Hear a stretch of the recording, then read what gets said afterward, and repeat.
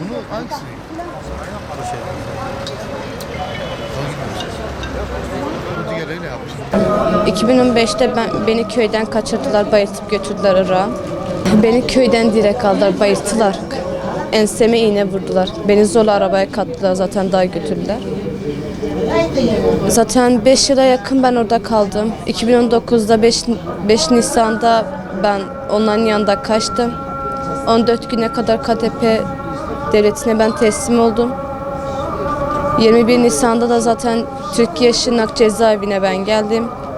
Ve tüm kalbimizle bu annelerin yanına geldik. Annelerin şu an gerçekten gözyaşlarına herkes gibi ailelerine bir umut olsun istiyorum. Ben şu anda annelerin yaptığı bütün eylemlerini destekliyorum.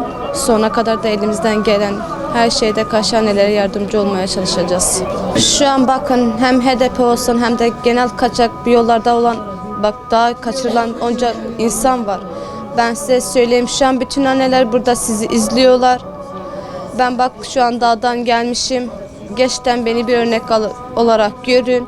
Sizin kafanızda oluşan bütün psikolojiyi atın.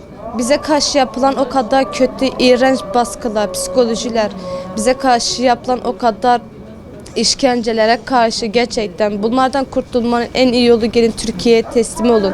Türkiye Cumhuriyeti sizin bildiğiniz gibi değil. Bize o kadar yalan söylediler orada. Bu yalanlara uymayın.